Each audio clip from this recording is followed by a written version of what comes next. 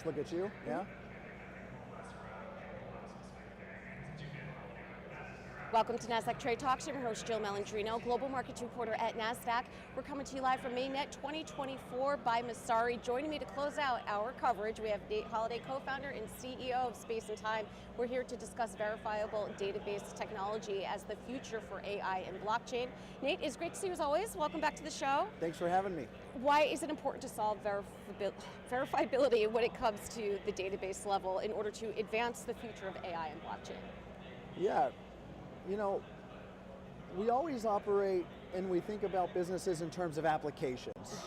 We think that, AI are operating autonomous agents, blockchains are operating smart contracts. The vast majority of data just sits in databases. And today, 99% of that data is in centralized databases that can be manipulated.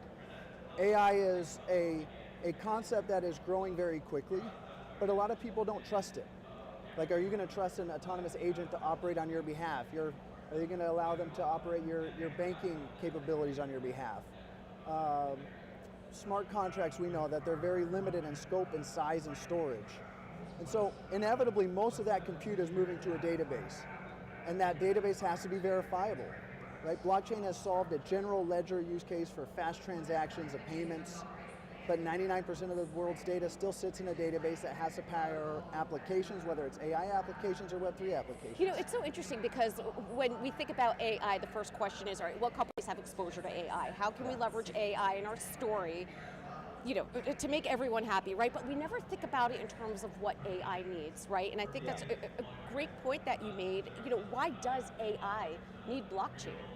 Yeah, look, the huge global cloud providers, they would have you believe that you don't really need it, right? Like, you can trust these global cloud providers, they're going to be able to operate all this for you. But as an individual, right, you want to make sure that no organization can manage that or manipulate that. You're already starting to see some questions around AI models, large language models. Is there drift happening? Are there hallucinations happening? We all know that there's drift and hallucinations, right? So the more transparency we can bring to what is actually feeding the models, so people can start to determine, like, what is the bias of this model is important. So blockchain has brought incredible technology around transparency, verifiability. Now, the problem is like I've already talked about, blockchain technology is very limited from a general transactional ledger perspective. You move that to a database that's feeding the large language models, the applications, you still need that trust, you still need that transparency and verifiability, and we believe that zero knowledge proofs directly in the database prove that, right? We can now prove what is feeding a large language model, what is feeding an application within AI, what is feeding AI agents to ensure that they're operating efficiently and effectively. So, Space and Time, tell me where you fit in the AI-powered future. Yeah. So Space and Time is the verifiable database. It's a verifiable network that can be combined with a transaction or a general ledger, a blockchain, in order to feed this. You need two parts to drive any applications. You need transactions that happen on a blockchain, and you need context, or you need a lot of data.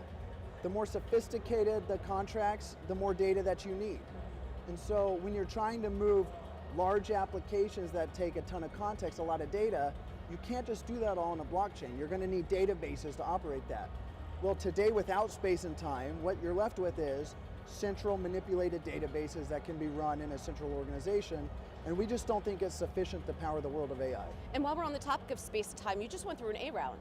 We did, yeah. That's pretty incredible. That's new news. Tell us about that. Yeah. What are those proceeds going to be used for? Yeah, no, it's really exciting. So we had a Series A that we just closed, led by Framework and Lightspeed Faction, participation from Microsoft's N12 Venture Fund, HiveMind, Arlington Capital, and others. And it's really to accelerate this notion of a verifiable database. From a network perspective, how do you have a verifiable compute layer that can power AI applications, that can power smart contracts? And we're really maturing the overall verifiable network to be decentralized. And so this is something that's really exciting and we're building towards. So two-part question here. One, will DeFi win out at the end of the day? And the second question is, when you think about some of the applications like real-world asset tokenization, which has been a huge topic here at Mainnet, it all comes back to data. I mean, it all fits into data in, data out, and how that's being leveraged to advance the industry. Yeah, no, exactly. And you're starting to see a lot of people investing in ways that we can scale blockchains, we can have increased block spaces. We inevitably believe that Web3 will win out because the rails of DeFi is so much better than the rails of CeFi, right?